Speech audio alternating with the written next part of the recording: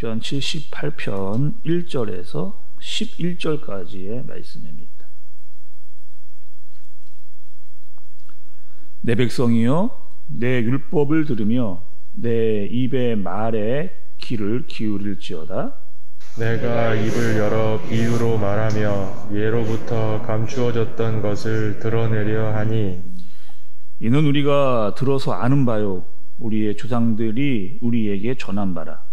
우리가 이를 그들의 자손에게 숨기지 아니하고 여호와의 영예와 그의 능력과 그가 행하신 기이한 사적을 후대에 전하리로다. 여호와께서 증거를 야곱에게 세우시며 법도를 이스라엘에게 정하시고 우리 조상들에게 명령하사 그들의 자손에게 알리라 하셨으니, 이는 그들로 후대 곧 태어날 자손에게 이를 알게 하고 그들은 일어나 그들의 자손에게 일러서 그들로 그들의 소망을 하나님께 두며 하나님께서 행하신 일을 잊지 아니하고 오직 그의 계명을 지켜서 그들의 조상들 곧 완고하고 패역하여 그들의 마음이 정직하지 못하며 그 심령이 하나님께 충성하지 아니하는 세대와 같이 되지 아니하게 하려 하심이로다. 에브라임 자손은 무기를 갖추며 활을 가졌으나 전쟁의 날에 물러갔도다. 그들이 하나님의 언약을 지키지 아니하고 그의 율법 준행을 거절하며. 함께 보겠습니다. 여호와께서 행하신 것과 그들에게 보이신 그의 기이한 일을 잊었도다. 아멘. 네, 오늘 말씀은 시편 78편의 시 처음 부분의 말씀입니다. 여러분, 우리가 어저께 우리 77편의 말씀을 봤을 때 그 표제가 이랬습니다. 어제 말씀에서요, 아삽의 시위, 또 여두둔의 법칙에 따른 노래라고 이렇게 어제 말씀의 표제가 그랬다면, 오늘 말씀에 여러분 표제를 보면 아삽의 마스길이라고 이렇게 표제가 붙어 있는 것을 볼 수가 있습니다. 이 마스길이라고 하는 뜻이 있어요. 여러분, 이 마스길이라고 하는 뜻은 교훈적인 시입니다.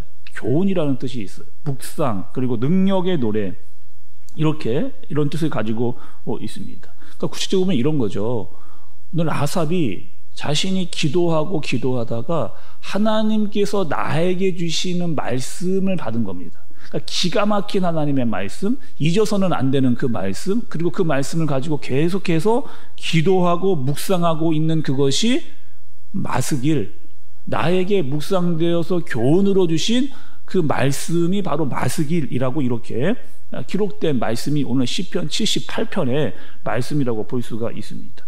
근데 오늘 말씀을 보시면 여러분, 굉장히 긴 이 마스길의 내용이 나와 있는 것을 볼 수가 있어요. 또 이 시편 78편은 시편 전체, 시편이 총 150편까지 여러분 있잖아요. 그리고 제일 긴 시가 있습니다. 시편 119편이에요. 근데 이 119편에 이어서 두 번째로 긴 시편의 내용이라고 할 수가 있습니다. 시편 119편은 그 구절수가 176절까지 되어져 있거든요. 그리고 오늘 78편은 72절까지의 말씀을 볼 수가 있습니다. 그리고 오늘 시편 78편에 가장 중요한 두 가지 핵심 내용이 있습니다. 첫 번째는요, 역사예요.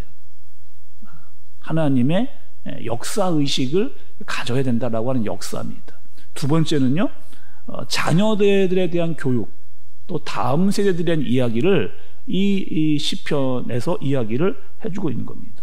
여러분, 먼저요, 기독교에서의 역사는 굉장히 중요합니다. 왜요? 신앙에 있어가지고 역사를 빼면 말할 것이 없기 때문에 그런 거죠. 우리가 여러분 성경을 보게 되면 성경이 모호하거나 추상적으로 나타나 있지를 않습니다. 또 뭐 사회적인 윤리나 뭐 도덕에 대해서 성경이 말하고 있지를 않고 있어요. 그러니까 하나님께서 우리에게 주신 성경은요, 철저하게 역사를 근거해서 말씀해 주고 계신 것을 볼 수가 있습니다. 하나님의 시간과 하나님의 사람과 하나님의 사건이 계속해서 이 성경 가운데 나타나기 때문에 이미 창세기 때부터 하나님께서 천지를 창조하시고 하나님의 사람들을 세웠습니다. 아담과 하와가 창조되었고 가인과 아벨을 통해서 계속해서 자손을 낳고 해서 아브라함과 이삭과 야곱 또 모세와 여호수아까지 굉장히 많은 사람들이 성경에 등장하는 것을 볼 수가 있죠. 그 사람들을 통해서 사건이 일어나는, 그리고 하나님의 계획과 뜻이 이루어져 기록되어져 있는 것이 바로 성경이다. 그것이 바로 역사다. 그렇게 이야기합니다. 그리고 성경에서 가장 중요한 역사가 나오는데 그 역사는 무엇이냐? 그것은 바로 하나님의 아들이 이 땅에 오신 역사입니다. 언제요? 하나님이 정하신 때에 오셨어요. 또 어디에 오셨어요? 베들레헴이라고 하는 곳에 오셨습니다. 또 누구를 통해서 오셨는지 그 모든 것들이 다 세세하고 정확하게 기록되어져 있는 것이 성경이라고 하는 것이죠. 또 예수님께서 십자가에 죽으셨습니다. 그리고 3일 만에 부활을 하신 것도 하나님께서 정확하게 그 역사를 말씀에 기록해 놓은 겁니다. 그래서 성경은요, 이 역사가 없다라고 하면 기독교가 없다라고 말할 정도로 이 역사가 굉장히 중요한 것을 알 수가 있어요. 그리고 하나님께서 이 역사에 대해서, 하나님의 역사에 대해서 너희들은 어떻게 이야기를 하느냐? 자녀들에게 대해서 이것을 분명하고 정확하게 가르치라. 반복해서 계속 중요하게 이것들을 너희의 자녀들과 다음 세대들에게 가르쳐라. 그렇게 말씀에 굉장히 많이 강조하면서 이야기를 하시는 것을 볼 수가 있습니다. 제가 말씀을 좀 찾아왔거든요. 물론 새벽이긴 하지만 여러분 함께 하나님께서 왜 자꾸 자녀들과 자녀들에게 하나님의 말씀을 가르치고 반복해서 중요하다 알려주라고 하시는지 말씀에서 좀 한번 생각해 보시면 좋을 것 같아요. 먼저 여러분 출애굽기 10장 1절과 2절의 말씀입니다. 여호와께서 모세에게 이르시되 바로에게로 들어가라. 내가 그의 마음과 그의 신하들의 마음을 완강하게 함은 나의 표징을 그들 중에 보이기 위함이며 내가 내게 애굽에서 행한 일들 곧 내가 그들 가운데서 행한 표징을 내 아들과 내 자손의 귀에 전하기 위함이라. 내 아들과 내 자손의 귀에 전하기 위함이라. 너희는 내가 여호와인 줄을 알리라. 출애굽기에서요.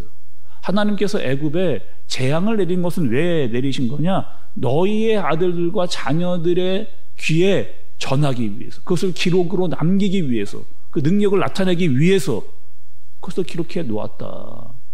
그 능력을 바라였다. 이렇게 말씀을 하시는 겁니다. 또 여러분 신명기에도 봐도 신명기 6장 6절 9절의 말씀을 보면 이렇게 또 기록이 되어져 있습니다.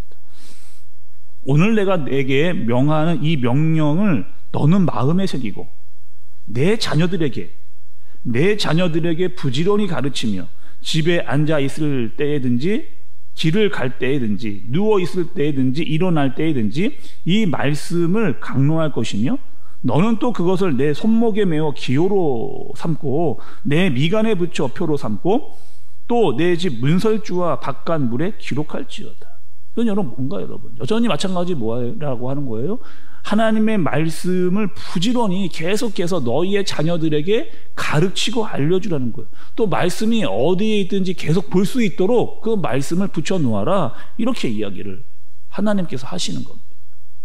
한 곳 말씀만 좀 더 보겠습니다. 여호수아서 4장 20절에서 22절에 여호수아가 요단에서 가져온 그 12돌을 길갈에 세우고 이스라엘 자손들에게 말하여 이르되 후일에 너희의 자손들이 그들의 아버지에게 묻기를 이 돌들은 무슨 뜻이니까 하거늘 너희는 너희의 자손들에게 알게 하여 이르기를 이스라엘이 마른 땅을 밟고 이 요단을 건넜습니다.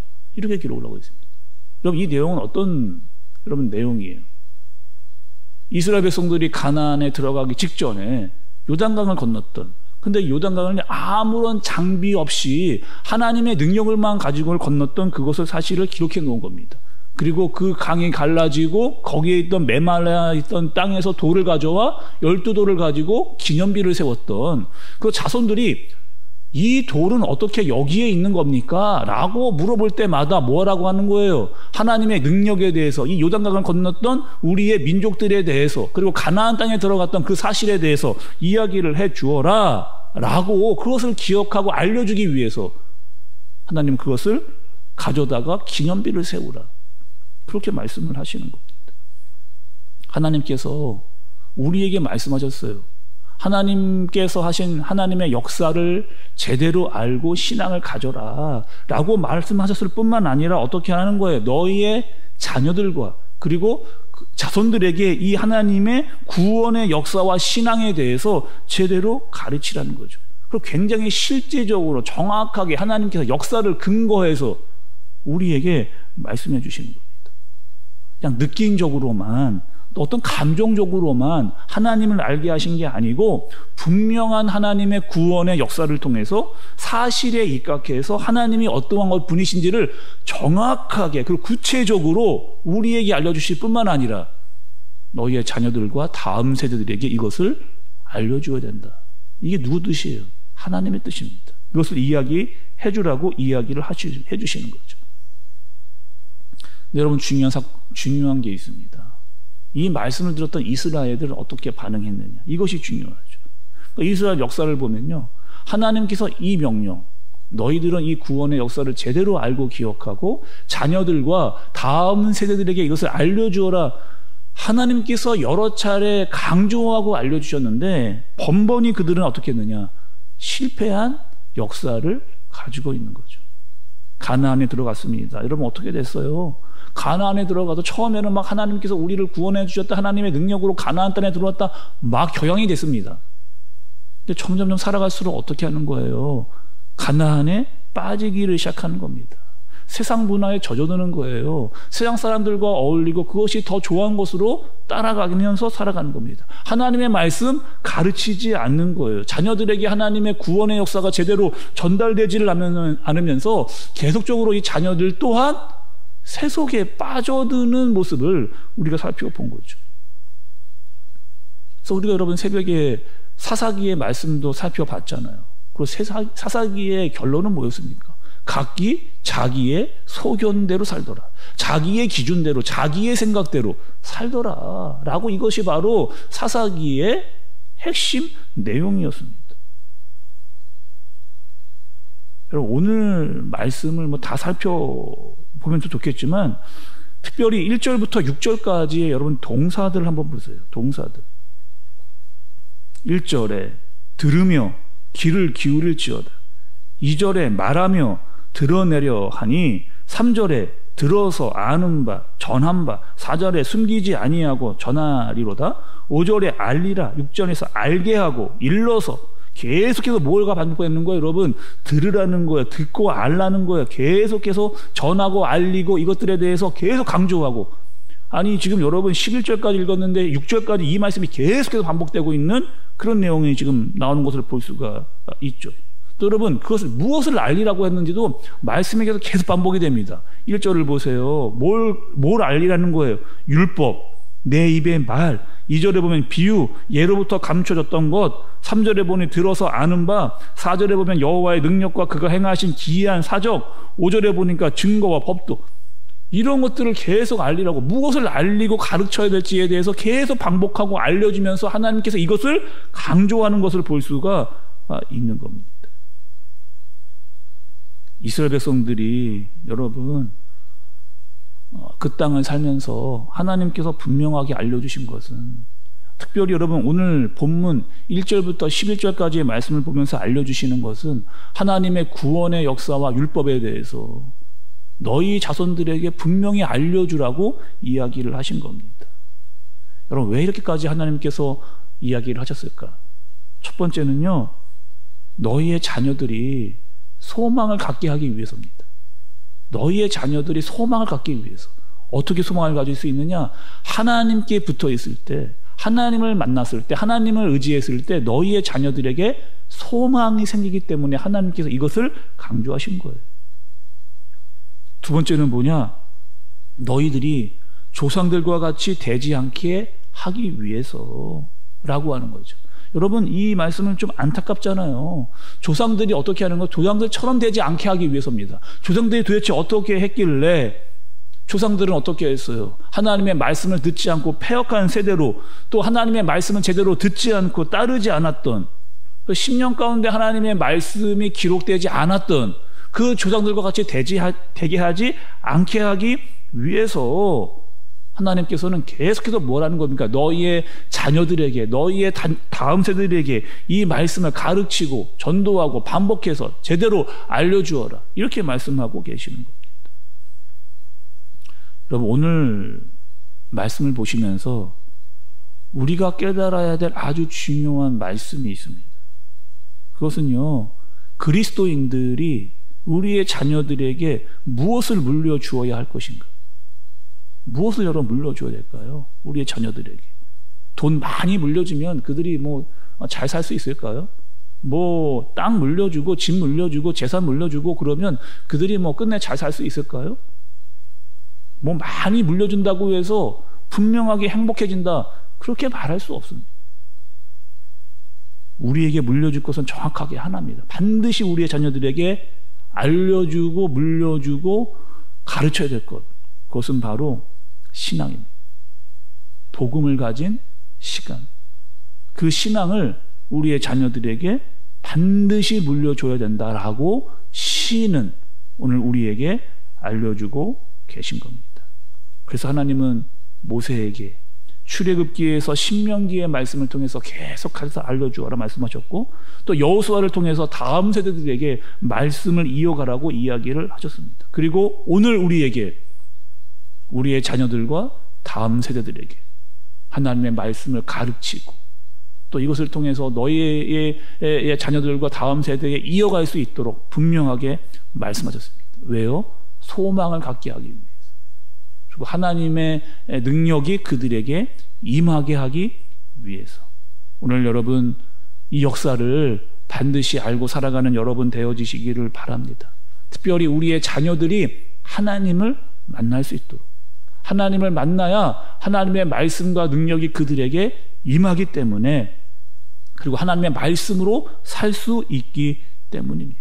이 말씀에 순종하는 저와 여러분들 되어지시기를 예수님의 이름으로 축복합니다. 기도하겠습니다. 하나님 아버지, 오늘 말씀을 통하여 중요한 사실을 깨닫게 되어집니다.